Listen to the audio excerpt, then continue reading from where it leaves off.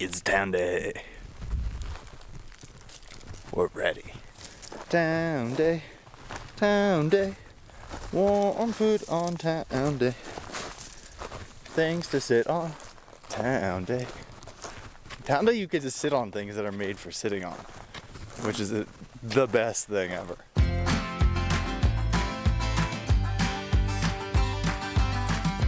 After nearly 5 days and the toughest consecutive miles I've ever hiked, we were finally heading into our first resupply stop in Mammoth Lakes. The promise of hot food, comfy chairs, and blissful relaxation pushed us on. But before we arrived, we had a few more miles and one more pass. We are hoofing our way up to Mammoth Pass. It's about 2,000 feet. Gain one last hurrah before a hot meal. We did it. We made it down to the trailhead, and now we either have like a 3 or 4 mile walk or we hitchhike. We'll see how it goes, but we are in high spirits and we're ready for some breakfast food. Just second the breakfast food thing. So there's a shuttle that's still running. Woo. And it just passed by and the guy said he's gonna pick us up. So we don't have to walk forever. Or try to get a hitch. Wow, we're so excited. Oh, here it is! Put on my mask.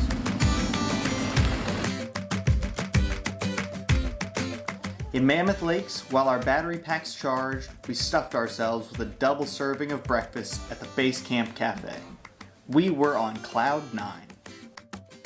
Well, that was delicious. So are you planning Dylan's going for seconds right now. I'm very full.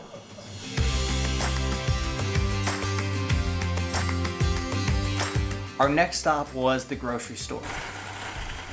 We stocked up on food for the next leg of our trip at the local Vons, haphazardly collecting all the trail-friendly, high-calorie staples I've come to know and love. We got the goods. Look at this hole! Dylan will... That's so bad. Why won't you get new shoes? Look how well they're working. I get all your cheese. If it blows out and you lose half of your shoe on a scree field, I get the remainder of your cheese allowance for the rest of the leg of the trip. Actually, you're gonna be so miserable, maybe I should give you my cheese. Town is always an interesting experience. You never know what you're going to get, what the town will be like, and how people will take your grimy hiker vibes. But in Mammoth, they couldn't be more wonderful. We stayed the night, and in the morning we grabbed some delicious apple fritters and coffee at Schatz's Bakery.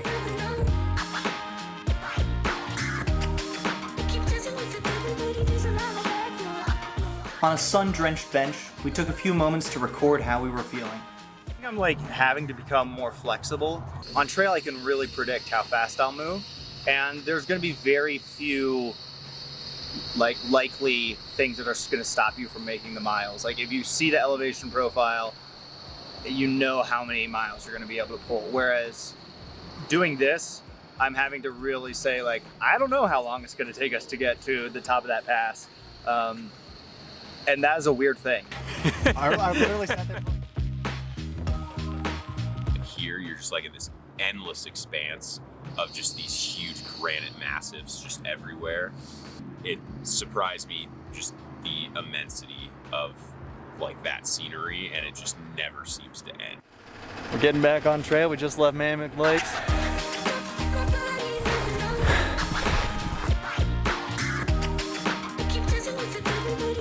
I had to clear that sandy pass because we literally just walked up sand.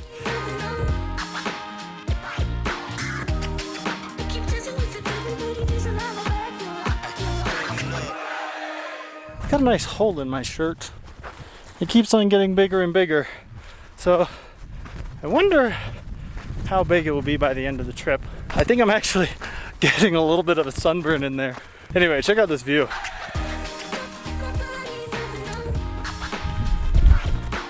After a handful of miles on the Mammoth Crest, we descended to meet the major trail system that runs parallel to the Sierra High Route, the John Muir Trail and the Pacific Crest Trail. We just joined the PCT/JMT underneath the Duck Lake, and we're cruising.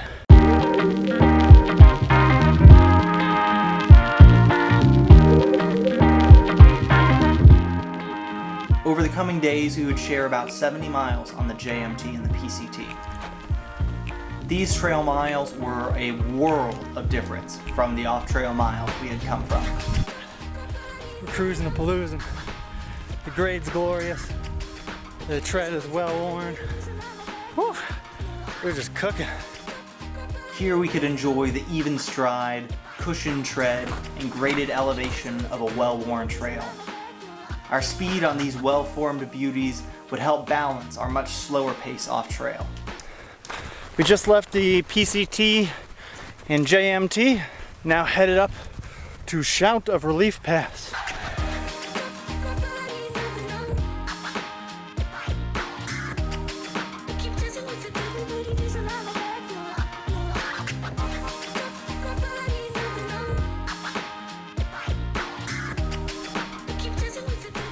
I'm sure I've unknowingly drank bugs already this trip. There's like a lot of multicellular organisms. They're a good source of protein, I think. Maybe something else like magnesium. Bastard. We'll run an A/B test. I won't filter. I will select wisely where I pill my water from, but I will not filter, and Dylan will filter. I'll get the extra protein and all the organic nutrients. But look at the hole in this shoe, though. It's smart to hike the Sierra High route like this, isn't it? He's got it out. He's gonna do it. That looks like so much work. So much work. Oh my god. Wow, that flow. Okay, now I have to go get my water. Ooh, it is pretty grody. But there's a bunch of little swimmy guys in there. There is an outlet, right? I think it's like very, very small and maybe dried up. But even if it's flowing a little bit, is it better to walk halfway around the lake and not have to filter than get your water right where your campsite is but have to filter? How's it going over there, Dylan? Well, I dropped my filter on the ground. So now it's dirty. I think I got one. I think that one has none. We will go to Dylan to get a third-party check, but quality control says, all right, this is the moment of truth. Where'd you get it from? There's two in this one. Oh, all right, two. We'll take that critique. And then I think there might just be dirt in this one. Yes. So it's visibly not gross. What's actually in it? Who's to say? See, look at all those little swimmers in there. We continue to get stronger, feeling our lungs acclimate to the altitude and our legs submit to the full rugged days. Shout of Relief Pass. Let's see our view. We were finding our stride in route finding and in off-trail travel, though we hadn't quite perfected it just yet. We just got cleft out. What are you thinking? I just am sad. Climb like double the furtherness to get to that. Double the furtherness. Could we be absurd and go up? Yeah, so we're gonna go up. We might get cliffed out more. High risk, high reward. That's what this is.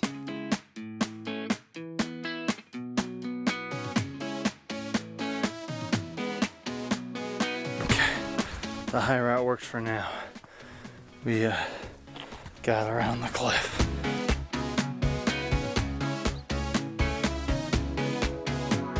One continued difficulty was the cold at night. We weren't getting frozen over like we had the first night, but we were both, especially me, finding the nights a little colder than comfortable. Good morning. So Dylan and I slept up at like 10:06 last night. We got a little bit more frost in our sleeping bags, not as bad as the first day, but we have been like chronically on the edge of uncomfortably cold. We need to figure out a new strategy. I'm thinking two-part solution. Either A, we need to try to sleep a little bit lower where we get some tree cover and some thermal cover to keep us warmer.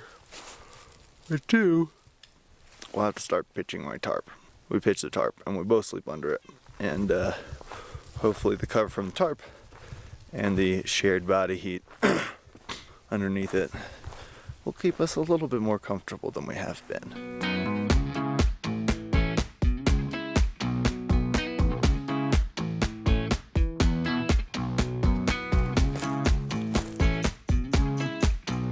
It's very difficult to express the magnitude of those mountains, but they've got to be 2,000 feet higher than we are. They are bonkers.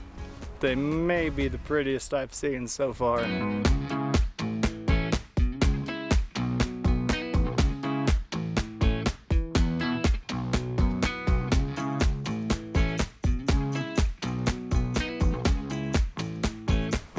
We've eaten our allotted 2 wraps for the day. I'm sleepy. I think Dylan is sleepy. My shoulder continues to get worse. Also, there's a second rip, which I didn't see originally.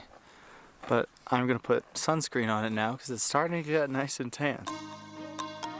I really wish I could express how big these mountains are. They are huge. I mean, they're just gargantuan.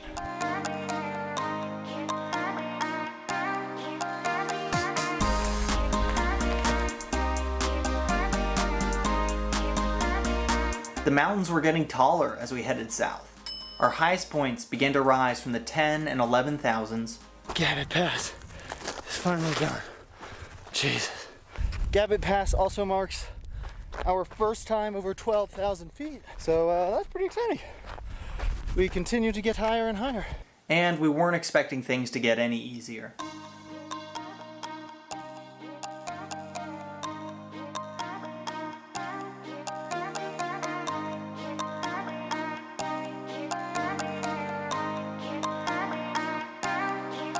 This here is Italy Lake.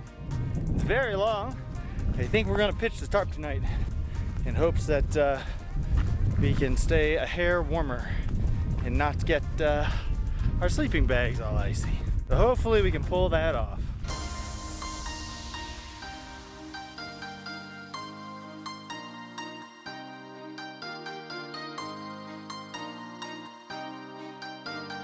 So we've got the tarp set up. Yeah, we've had a little saga of waking up with some ice on our sleeping bags. So hopefully we will get a little bit of thermal cover from the tarp. So we'll see what happens.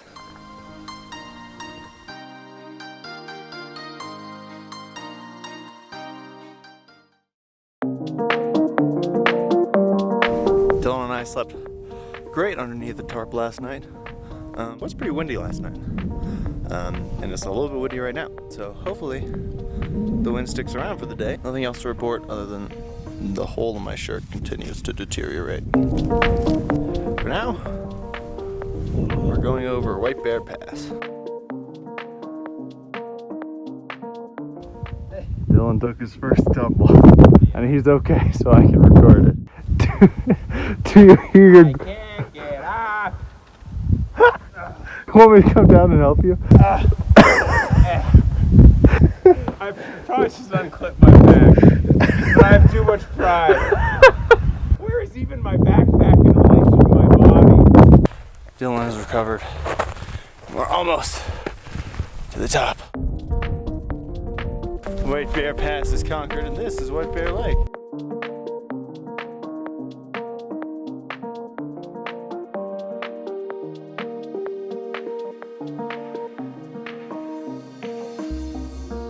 So this here is Merriam Lake. It's also kind of a big deal because this is the halfway point on our journey along the Sierra High Route and the South Sierra High Route. We'll celebrate by walking.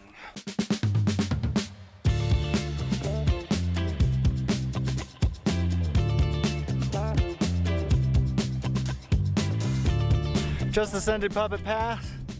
That is where we came from. Still got a nice big hole in my shoulder. And it's pretty warm out today.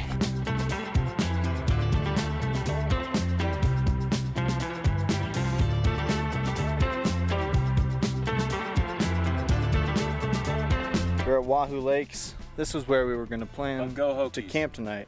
But it's 4:45, and that's too early to stop and make camp. Instead, we're gonna go over Snow Tongue Pass, which is rumored to be extremely difficult. Snow Tongue's way up there. Don't remind me how far it is. It's about 4:50 p.m. We're trying to get up to the top by about 6:15, so we have just a little bit of time to get down about 1,000 feet to the first lake before darkness. I come to the mountains to go up, not to stay flat, so as I like to tell myself, this is what I'm here for.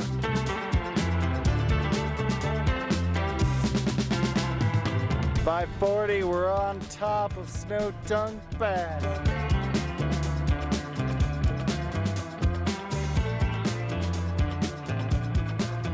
As the days passed by, our gear and our expectations for cleanliness continued to deteriorate as we slowly devolved into what hikers affectionately call hiker trash.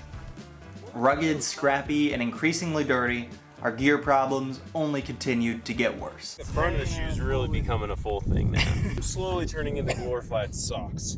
Got cuts. Got a hole in my shirt right next to all the snot I collect. The shirt rip has gotten progressively worse. If I keep it up at this rate, I won't have a sleeve in a few days. I have this clothespin.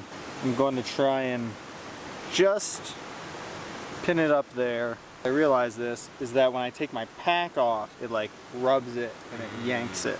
And hopefully it works, because otherwise I really won't have a sleeve in a few days. That does not look promising. I mean, what's the other alternative? Just can't imagine tape being successful. You and your judgmental sun chips. Nonetheless, we pushed through the failing gear, keeping it all in a healthy perspective and smiling all the way.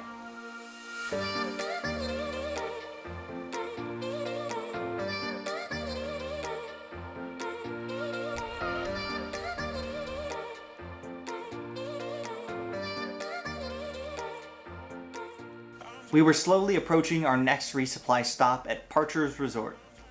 Resupplying in the high Sierras is difficult because you're so high and so remote. Most potential stops require significant time hiking off of your main route, usually over tough terrain and steep elevations. These are the Sierras after all.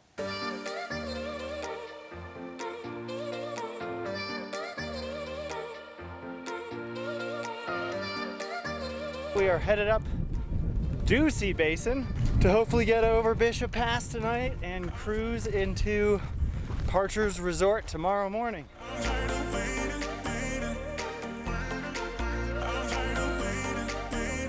Parcher's is a small cabin resort on the east side of the Sierras. I'd shipped a box of resupply foods there before we left for our trip. Some sort of weather thingy right there. Huh. We did not quite make it over Bishop Pass this evening, but we decided that we didn't want to set up camp in the dark, and if we went over Bishop Pass, it would have been dark and we didn't want to deal with that. So instead, we're camping at a lake that's a little bit short. We've got like 6 miles in tomorrow, which isn't a big deal. We think the first time we actually have neighbors at our campsite. Update on the shirt though. First time I took the pack off, the safety pin, whatever it is, came out. So we're just gonna let it rage. I might not have a right sleeve by the end of this trip. Dylan might not have a shoe. I might not have a sleeve. We'll see if we make it. Tomorrow is town day though. So we're gonna go sit at Parcher's Resort and hopefully eat hot food and sit on comfy things and charge our things and generally be lazy.